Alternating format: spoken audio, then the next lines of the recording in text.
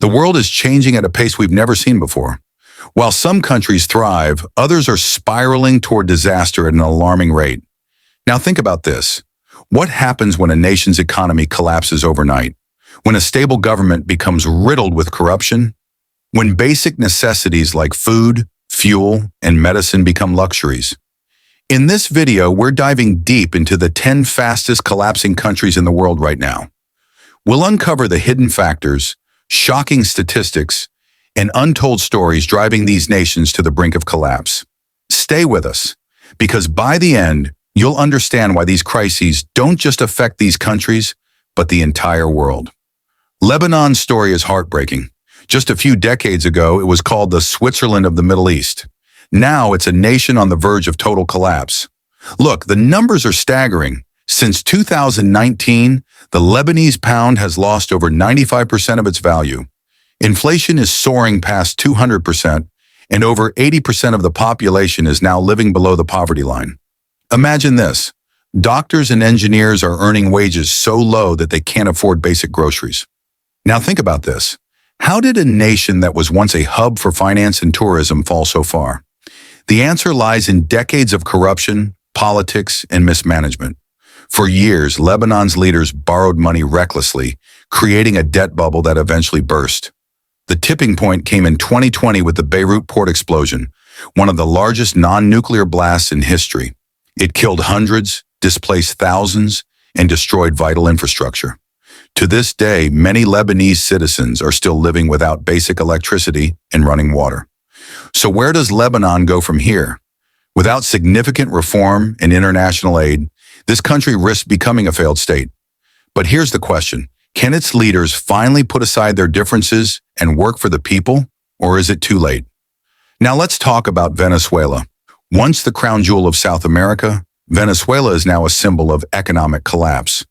Look, in the 1990s, this country was the richest in the region, thanks to its massive oil reserves. Fast forward to today, and over 90% of the population lives in poverty. Now think about this. How does a country so rich in resources end up so poor? When global oil prices plummeted, Venezuela's economy collapsed.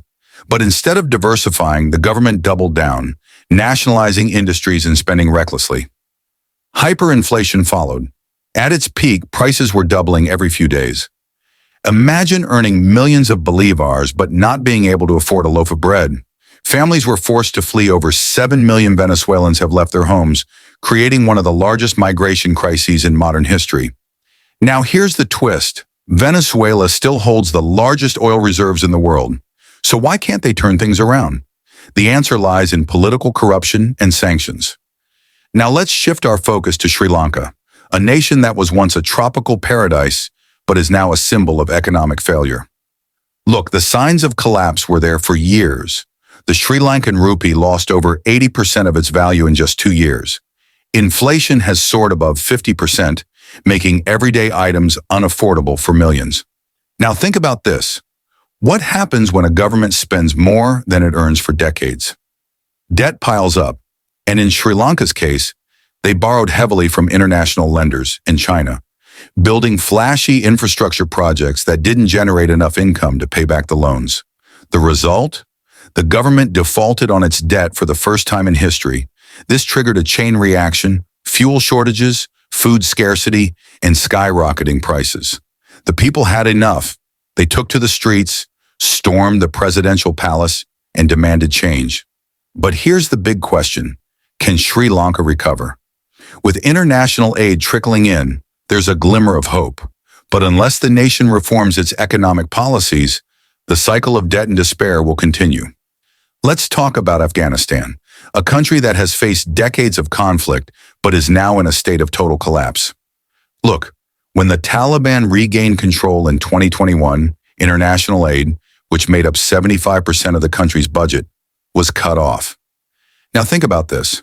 What happens when an economy that relies on foreign support suddenly loses its lifeline? Poverty skyrockets.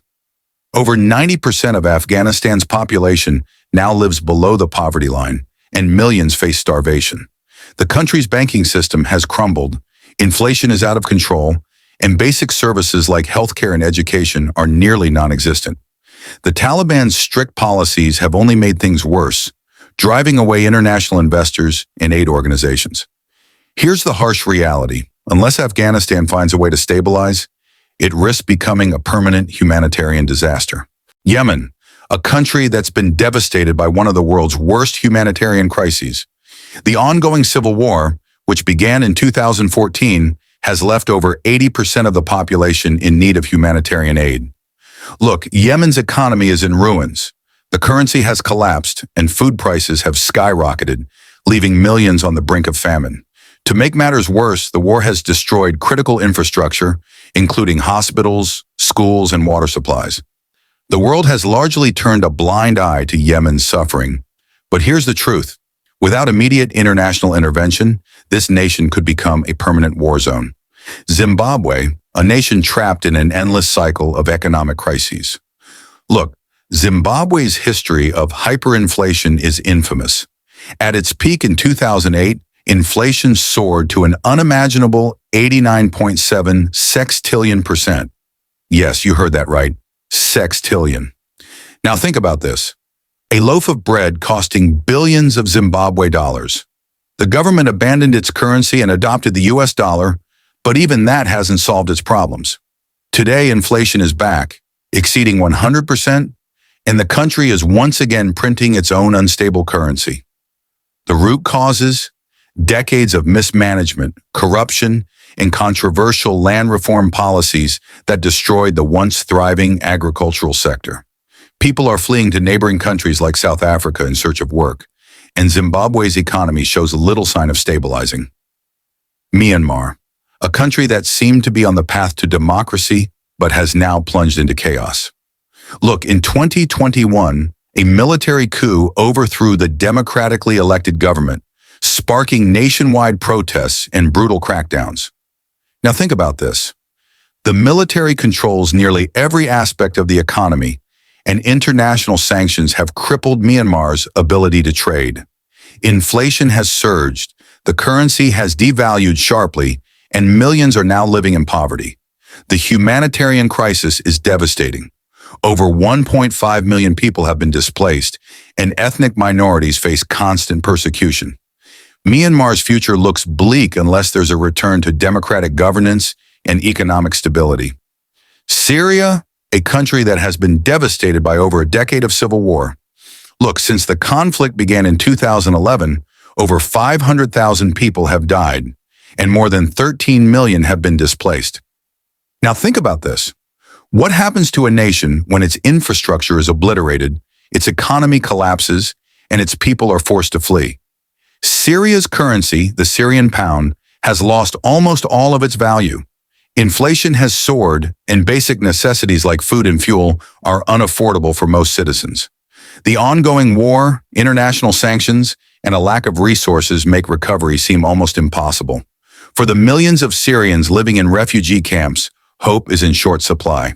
Finally, let's talk about Pakistan, a nation facing an alarming convergence of crises. Look, Pakistan's economy has been teetering on the edge for years, but recent developments have pushed it closer to collapse. Now think about this. Inflation has surged past 35%.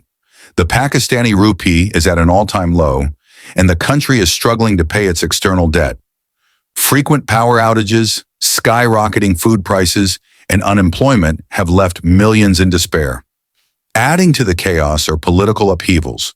The ousting of former Prime Minister Imran Khan in 2022 has led to widespread unrest, with protests erupting across the nation. To make matters worse, catastrophic floods in 2022 submerged a third of the country, displacing millions and destroying critical infrastructure. Pakistan's reliance on international loans, primarily from the IMF and friendly nations, keeps it afloat. But this is a short-term fix. Without structural reforms, Pakistan risks falling deeper into economic and social instability.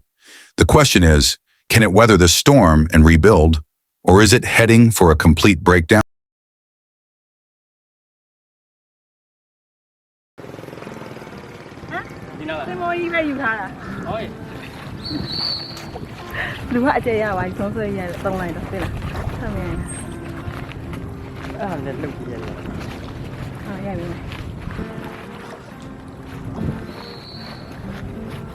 God.